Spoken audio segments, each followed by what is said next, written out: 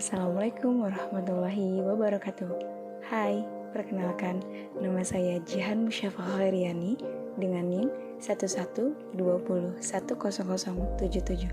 Saya dari kelas MA 20 C12. Di sini, saya akan mempresentasikan mengenai hipotesis dan uji hipotesis. Apa sih hipotesis dan uji hipotesis itu? Yuk kita simak. Pengertian hipotesis. Hipotesis adalah suatu dugaan yang perlu diketahui kebenarannya, yang berarti dugaan itu mungkin benar, mungkin juga salah, atau jawaban sementara yang hendak diuji kebenarannya. Tidak semua penelitian memerlukan hipotesis. Penelitian yang bersifat eksploratif dan deskriptif tidak memerlukan hipotesis. Selanjutnya, ada uji hipotesis. Uji hipotesis adalah metode pengambilan keputusan yang didasarkan dari analisa data, baik dari percobaan yang terkontrol maupun dari observasi atau tidak terkontrol. Uji hipotesis kadang disebut juga sebagai konfirmasi analisa data.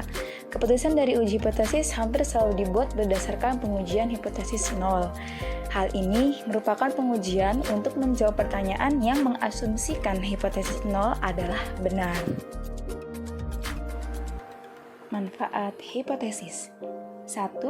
Menjelaskan masalah penelitian. 2. Menjelaskan variabel-variabel yang akan diuji. 3. Pedoman untuk memilih metode analisis data.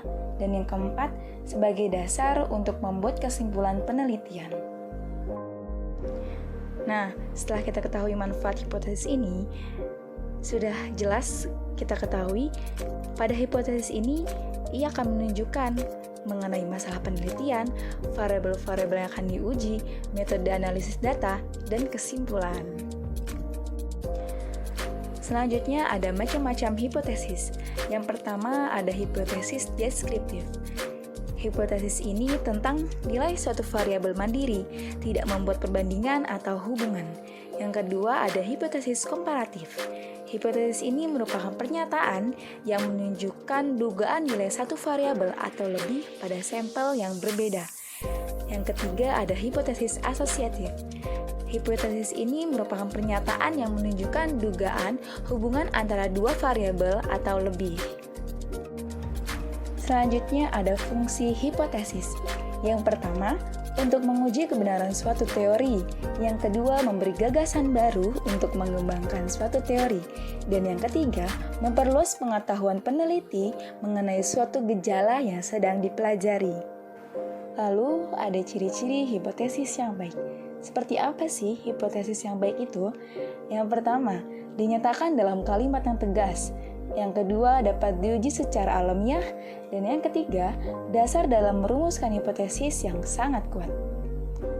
Pertimbangan dalam merumuskan hipotesis. Pertama, harus mengekspresikan hubungan antara dua variabel atau lebih. Maksudnya, dalam merumuskan hipotesis, seorang peneliti harus setidaknya mempunyai dua variabel yang akan dikaji. 2. Kedua variabel tersebut adalah variabel bebas dan variabel tergantung. Ketiga, harus dinyatakan secara jelas dan tidak bermakna ganda. Artinya, rumusan hipotesis harus bersifat spesifik dan mengacu pada satu makna, tidak boleh menimbulkan penafsiran lebih dari satu makna. Keempat, jika hipotesis dirumuskan secara umum, maka hipotesis tersebut tidak dapat diuji secara empiris. Kelima, harus dapat diuji secara empiris. Maksudnya ialah memungkinkan untuk diungkapkan dalam bentuk operasional yang dapat dievaluasi berdasarkan data yang didapatkan secara empiris. Yang keenam, sebaiknya hipotesis jangan mencerminkan unsur-unsur moral dan nilai atau sikap. Bentuk-bentuk hipotesis. 1. Hipotesis penelitian. Hipotesis penelitian merupakan anggapan dasar peneliti terhadap suatu masalah yang sedang dikaji. 2. Hipotesis operasional. Hipotesis operasional merupakan hipotesis yang bersifat objektif.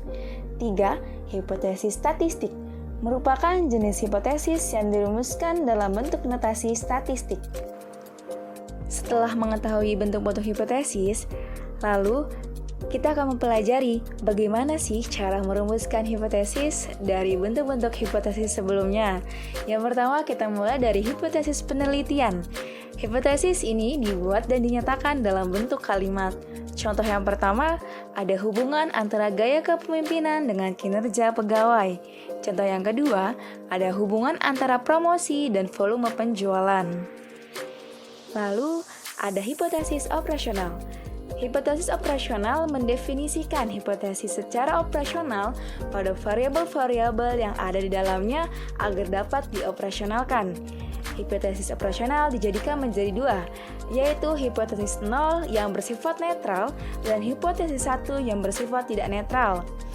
Hipotesis 0 tidak ada hubungan antara cara memberikan instruksi terhadap bawahan dengan tinggi rendahnya pemasukan perusahaan.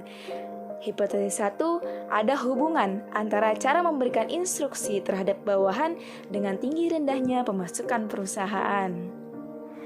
Selanjutnya ada hipotesis statistik. Hipotesis statistik adalah hipotesis operasional yang diterjemahkan ke dalam bentuk angka-angka statistik sesuai dengan alat ukur yang dipilih oleh peneliti. Contoh, asumsi kenaikan pemasukan sebesar 30%.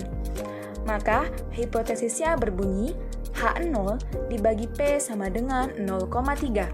H1 dibagi P tidak sama dengan 0,3. Pada hipotesis statistik sebelumnya, terdapat hipotesis 0 dan hipotesis 1 atau hipotesis alternatif. Apa sih hipotesis 0 dan hipotesis alternatif? Hipotesis 0 yaitu hipotesis yang menyatakan tidak adanya hubungan antara dua variabel atau lebih, atau tidak adanya perbedaan antara dua kelompok atau lebih. Hipotesis alternatif atau hipotesis 1 yaitu hipotesis yang menyatakan adanya hubungan antara dua variabel atau lebih, atau adanya perbedaan antara dua kelompok atau lebih. Selanjutnya ada 5 langkah uji hipotesis. Yang pertama, merumuskan hipotesis H0 dan HA atau H1. Yang kedua, menentukan batas kritis alfa dan derajat bebas. Yang ketiga, menentukan nilai hitung atau nilai statistik. Yang keempat, pengambilan keputusan. Dan yang terakhir, membuat kesimpulan. 2 jenis kesalahan yang dapat dilakukan oleh peneliti. Yang pertama, menolak hipotesis yang seharusnya diterima. Kesalahan ini disebut sebagai kesalahan alfa. Yang kedua, menerima hipotesis yang seharusnya ditolak. Kesalahan ini disebut sebagai kesalahan beta. Lalu, apa aja sih tipe kesalahan dalam uji hipotesis? Kesalahan pertama, besarnya peluang menolak hipotesis yang seharusnya diterima. Besarnya kesalahan tipe 1 adalah alfa. Kesalahan kedua, besarnya peluang menerima hipotesis yang seharusnya ditolak. Besarnya kesalahan tipe 2 ini adalah 1 dikurangi alfa sama dengan beta. Selanjutnya ada uji 2 sisi dan uji 1 sisi. Yang pertama, uji 2 sisi atau two-tail digunakan jika parameter populasi dalam hipotesis dinyatakan sama dengan. Yang kedua, uji 1 sisi atau one-tail digunakan jika parameter populasi dalam hipotesis dinyatakan lebih besar atau lebih kecil. Selanjutnya, kita akan menentukan batas kritis. Yang pertama, perhatikan tingkat signifikansi atau alfa yang digunakan biasanya 1%, 5%, dan 10%. Kedua, untuk uji 2 sisi gunakan alfa per 2 dan uji 1 sisi gunakan alfa. Yang ketiga, banyak sampel atau N digunakan untuk menentukan derajat bebas atau DB. Contoh, misal ada 1 sampel, berarti DF atau degree of freedom atau derajat bebas sama dengan N dikurang 1. 2 sampel, DF sama dengan N1 ditambah N2 dikurang 2. Yang terakhir, nilai kritis ditentukan menggunakan tabel T atau tabel Z. Dan yang terakhir adalah menentukan keputusan. Yang pertama, membandingkan antara nilai hitung dengan nilai kritis. Jika T hitung lebih besar daripada T kritis, maka keputusannya menolak atau H0, atau sebaliknya. Yang kedua, jika menggunakan gambar kurva atau distribusi normal, nilai hitung berada pada daerah penolakan H0, maka keputusannya adalah menolak atau H0 atau sebaliknya. Sekian presentasi yang dapat saya sampaikan. Semoga ilmu yang saya sampaikan membawa kebermanfaatan. Kurang lebihnya mohon maaf. Terima kasih. Wassalamualaikum warahmatullahi wabarakatuh.